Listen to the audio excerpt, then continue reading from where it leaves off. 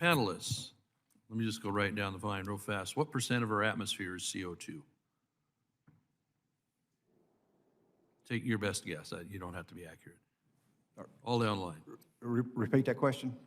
What percent of our atmosphere is CO2, carbon dioxide? Wild guess, it's okay. I'll bite 5%. 5? I'll just follow you then.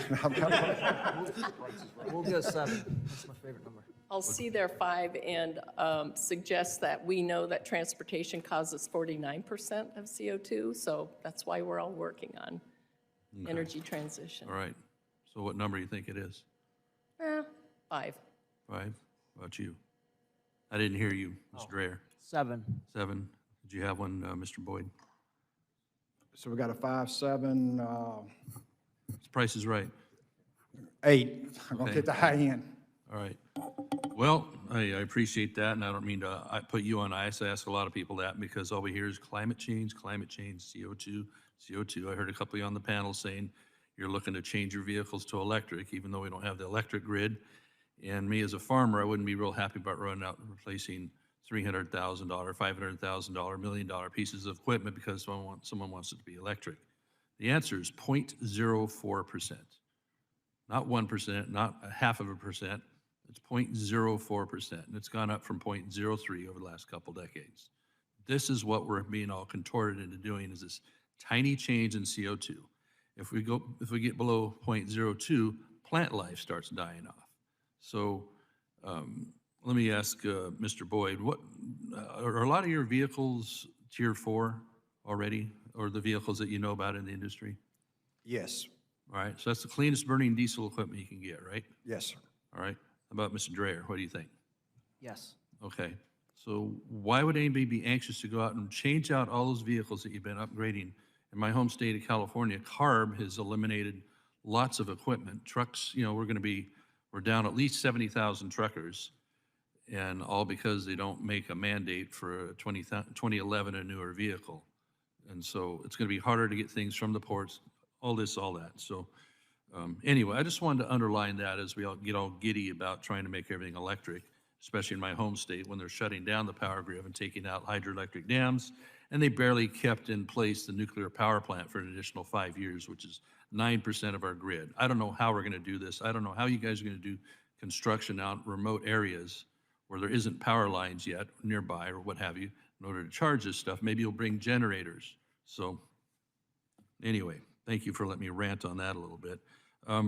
Mr. Boyd, what are some of the challenges of trying to get permits to get stone, sand, and gravel available, especially like in places like California, where just a few years ago, and I don't know what's current now, but in order to get these products into the Bay Area, they gave up getting it locally. They barged it in from British Columbia and stuff like that. Yeah, and I think that goes back to what we talked about a while ago on Buy America. Using your district as a great example, if these exclusions are not made on the construction materials end, I don't know how your district's going to get any projects done, just due to the permitting issues that you currently have. You have no other option but to bring it in outside of America. From somewhere else, a long ways away, lot longer transportation, right? Oh, no question. Yeah. Mr. Dreyer, when we're talking about the Infrastructure Act here, where there was attempts in this committee, attempts in Congress to make it not what it ended up being, at least on the highway section, but get rid of the ability to add highway capacity,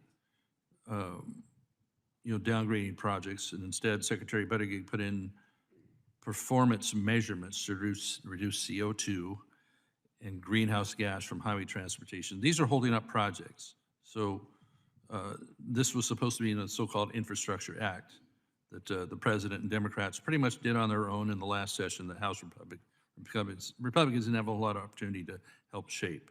So the intent of Congress ended up being, by the time it got through the House and the Senate, to do a bill that would be a little more broad in transportation projects. So give me your interpretation of what we ended up with if we can't add lanes and we can't do the things that are actually going to upgrade infrastructure. You're going to have to go fast. Sorry. I don't have any information on that question. No info? Okay. Well, buying, again, like in my home state, they'll put out a new gas tax, for example, put that in place. And then by the time it gets passed, the voters have agreed to it. They pull the rug out from under them, it ends up going for bike paths, buying land and things like that. And it can't go for lane capacity expansion for infrastructure.